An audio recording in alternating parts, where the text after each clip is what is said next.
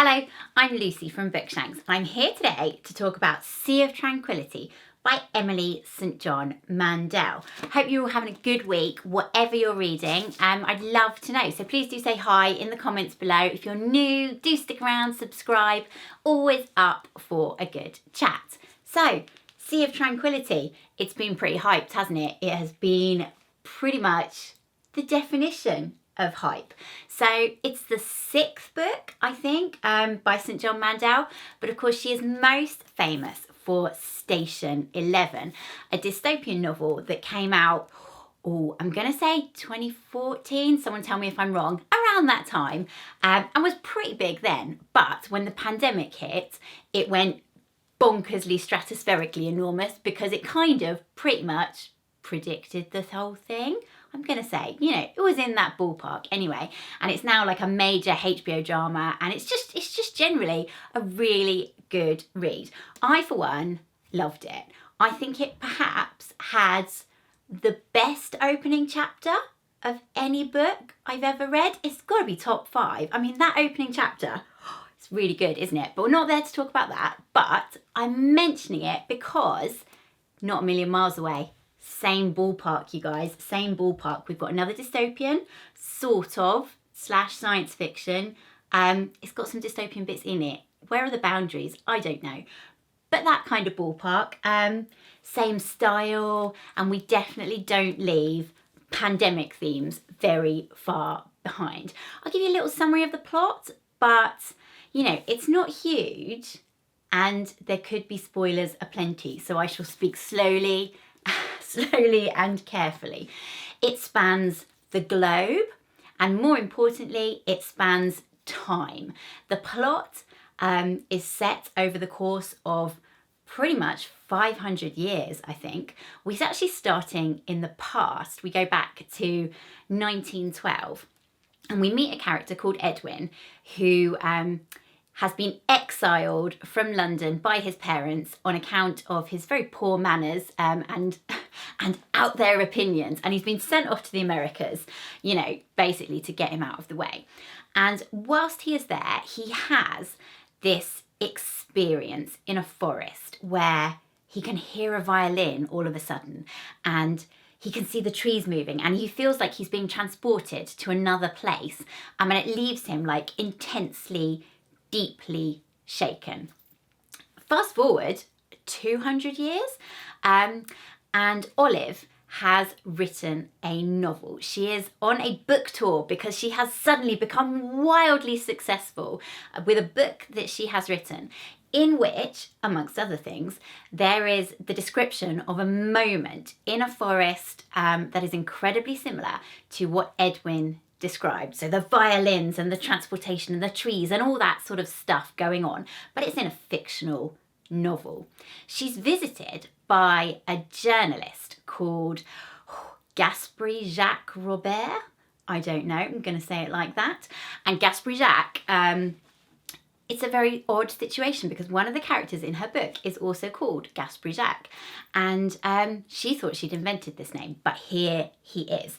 And we jump backwards and forwards in time from then on, trying to unravel what it is about these people and these experiences and these moments in time and this violin that kind of keeps coming back. And I think I'm going to stop there plot-wise. But I should say as well, Olive is living through the time of a pandemic. There we go. And that pretty much covers the setting as well. So we've got a real life setting in the past. We've actually got some sections that are modern day. So 2020-ish, I think. I hope I didn't just make that up. I think we've got some pretty modern day settings. And then we've got some other settings in the future. And I think we go even further into the future beyond Olive's lifetime as well. And each of the sort of like sections is a little bit different bit of time. And, so some are very imaginative about the future and what the world could look like.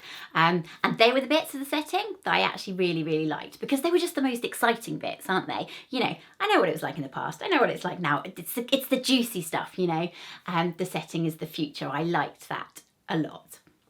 The characters the characters, I mean, if there is a main character, it probably is Olive, or perhaps someone else who comes to the fore.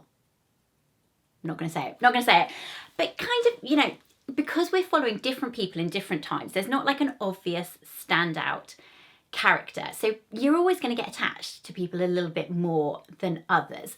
And unfortunately, actually, Olive was the one, I keep calling her Olive, and I'm really hoping that her name is Olive. It is Olive. I suddenly had this moment like, oh God, it's not Olive. Olive. She kind of is one of the main ones, but she wasn't my favourite, unfortunately. For reasons that other people won't find bothersome even slightly. I know they won't. But, so Olive is an author. And generally, you know, it's a bit of a cliche, isn't it? Authors writing about authors. Or their characters being authors.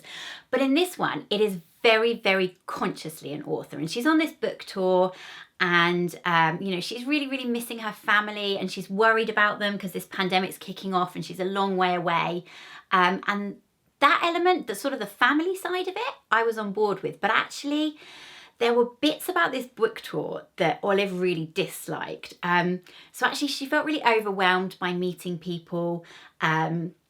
And, you know, people said bizarre things to her. They were showing her tattoos of like quotes of the books. And there was a lot of like negativity around it. And I couldn't help but hear the voice of Emily St. John Mandel. It came through. And I mean, obviously that's what she's doing. She's describing the good and the bad of her own experience as an author. But I knew that, and it stopped me from getting lost in the moments and in the character. And, you know, that is not a by accident thing. You know, she has really consciously done that and talked about her experiences. You know, the tattoo thing is the one that sticks in my mind because I'd read about her in a newspaper talking, you know, about how bizarre she found it when people showed her, you know, quotes from Station 11 tattooed on them. So it's a conscious thing. But for me, it didn't quite work because it just stopped me, just getting totally lost in it. The other characters were a bit more of a mixed bag. Actually, sort of the journalist, Gaspard Jacques Robert, I liked him a lot. He was my favourite. He won the day for me. Not saying any more. And the other interesting point about the characters that's worth mentioning is so we're jumping between time and we're jumping between people, and all the different strands, I was like, yeah, I get this. I understand how this fits in, except one. And I was like, why is this strand here? When I finished the book, I was like, could you take that strand out and it wouldn't matter at all?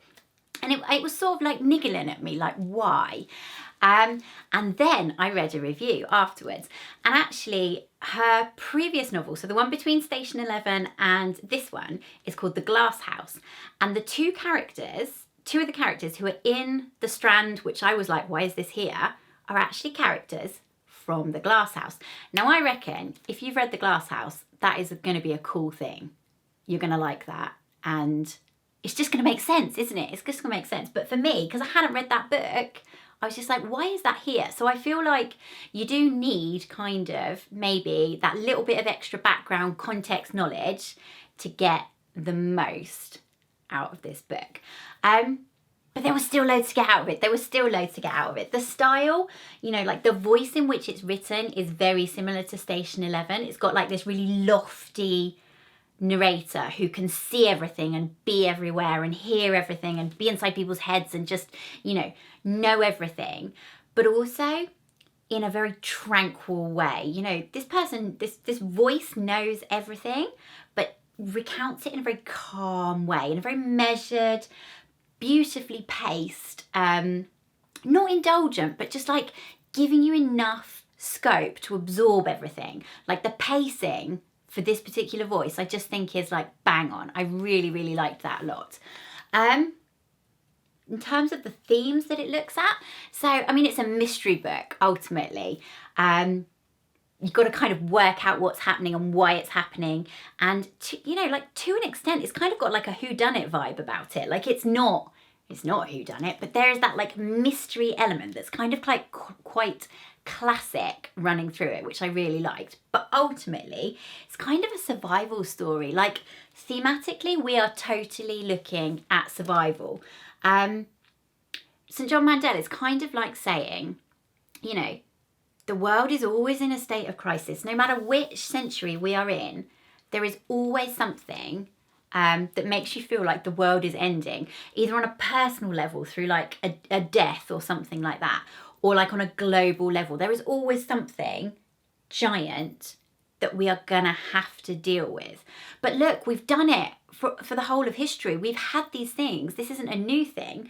We've had these things that we have to deal with, and we have dealt with them, and we've persevered. And there's something like really celebratory and hopeful about that, which I loved. Because there's like a lot of negative stuff in here going on, like context wise, but actually it's a story of like human endurance. Like, yeah, the people have gone through hell, but they're picking themselves up and they're carrying on, and they're lucky to be here there, and they're happy to be there. And, you know, look at all the beauty that's around you as well whilst you're doing that. So I think like the theme is a really, really positive one, and actually portrayed in a really, something to do with like the voice being so calm and tranquil. Like it just adds to that positivity and that thoughtfulness. It's kind of pensive, like positively pensive. Is that a thing? I kind of liked it. Anyway, so it's really good. I really, really did like it. And I think people who liked Station 11, I haven't read her other ones, but I think people who liked Station 11 will definitely like this. I didn't like it quite as much as Station 11. In some ways, I just think I'm missing the opening chapter. It was just so good, wasn't it? It was just so good. But actually, it's like, it feels tighter. It's like more taut plot-wise. There's not the coincidences that kind of bugged me a little bit in Station 11. Like, there's maybe a couple, but like not to the same extent. Like plot-wise, it felt taut, and you know, like when it's kind of a patient person's plot, but when it kicked into like full throttle, I just got this like thrill. You know, you get that little ripple of thrill, and I was like, yes, I like that. So, am I saying I like it more than Station 11? No, I don't think I am. But it's up there. It's definitely up there. It's well worth reading if you like a good, you know, little bit of science fiction, little bit dystopia, but like quite gentle ways. It's very accessible, you know, to the wider market. You don't need to be like a hardcore sci-fi geek. So that's it. I'm gonna wrap it up. Sea of Tranquility by Emily St. John Mandel. If you've read it, or you're planning to read it, I would love to know what you think. And, you know, I hope you're just having a nice reading week, and I'll see you soon. Thanks for watching. Bye.